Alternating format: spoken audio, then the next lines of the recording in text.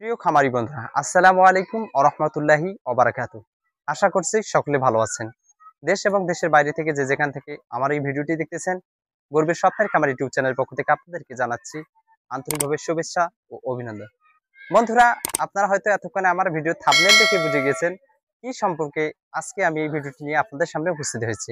বন্ধুরা, আজকে আমার ভিডিওর মূল টপিকস হচ্ছে আপনারা কিভাবে দুর্বল ছোট ছোট বাছুরগুলোকে ক্রয় করে কিভাবে মোটা তাজাকরণ করবেন অল্প দিনের মধ্যে, কিভাবে প্রফিট বের করবেন, সেটাই আজকে আপনাদেরকে আমি বিস্তারিত বলবো। বন্ধুরা, আপনারা যারা খামার দিতে যাচ্ছেন তারা অনেকে অনেক রকম খামার দিয়ে থাকেন। আপনারা কি আদৌ জানেন যে ছোট্ট ছোট্ট বাছুরগুলোতে কিরকম প্রফিট বের হয়? বন্ধুরা, আপনারা চাইলে শুকনো হাড্ডিসার গাভীর সাথে আপনারা বাছুরগুলো ক্রয় করে নিতে পারেন। অন্যথায় আপনারা আরো একটা কাজ করতে পারেন, সেটা হচ্ছে যে এই যে স্ক্রিনে দেখতে পাচ্ছেন এই যে বাছুরগুলো দেখেন, এগুলো হচ্ছে দুর্বল বাছুর। আপনারা চাইলে এরকম বাছুর ক্রয় করতে পারেন। দেখেন, এগুলো একবারে আনফিট ছিল আর কি। এই সাদাটাকে দেখেন, যেমন আপনাদের কি বলতেছি, একবারে সব হাড় গোড় সব বের হয়ে গিয়েছে। দেখেন, আপনাদেরকে দেখানোর চেষ্টা করতেছি। এই যে এই বাছুরগুলো ক্রয় করে আপনারা অবশ্যই প্রফিট বের করতে পারবেন, কিন্তু ভাই কিছু ফর্মুলা আপনাদেরকে অবলম্বন করতে হবে।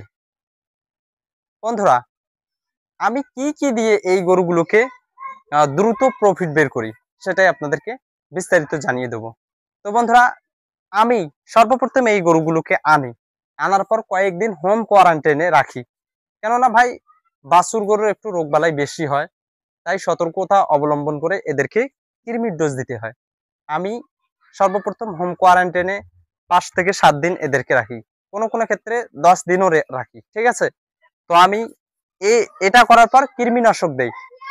আমি মুখে খাওয়ার জন্য এদেরকে কৃমিনাশক দেই বডি ওয়েট অনুযায়ী। ঠিক আছে, তো কৃমিনাশক দেওয়ার পর আমি যেটা যেটা করে থাকি, কৃমিনাশক দেওয়ার পর আমি এই যে আপনারা দেখতে পাচ্ছেন আমার হাতে এই যে জিঙ্ক বি, এটা হচ্ছে জিঙ্ক বি, আর এটা হচ্ছে হেপাটনিক। এটা হচ্ছে জিঙ্ক আর এটা হচ্ছে লিভার টনিক। এই দুইটা আমি কমপক্ষে 5 দিন করে দেই। ঠিক আছে, বডি ওয়েট অনুযায়ী আর সবকিছু আমি দেই। আপনারা বডি ওয়েট অনুযায়ী দেওয়ার চেষ্টা করবেন। ঠিক আছে, আর এই বাছুরগুলো এত দুর্বল হওয়ার কারণ হচ্ছে পুষ্টিহীনতা।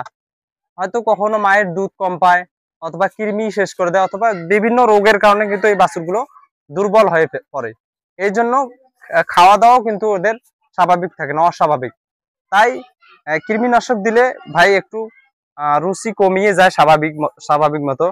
তো এই জিঙ্ক বিটা রুচির কাজ করে, আর হেপাটনিক ভেটটা লিভারকে সুরক্ষা করে। ঠিক আছে, এরপরে আমি যেটা দেই, একেবারে যদি দুর্বল ভাই হয়, ঠিক আছে, একেবারে দুর্বল এবং যদি বাছুরগুলোর একবারে রুচি একবারে অস্বাভাবিক, মনে হচ্ছে যে খাদ্য খাচ্ছেই না, তাহলে আমি সেক্ষেত্রে এই যে আমার স্ক্রিনে দেখতে পাচ্ছি হিমোভিট, এই হিমোভিটটা আমি 48 ঘন্টা পর পর 5 মিলি করে এই বাছুরগুলোকে দিয়ে থাকি হিমোভিট। ঠিক আছে, আপনারা একটু ভালো করে খেয়াল করে রাখবেন।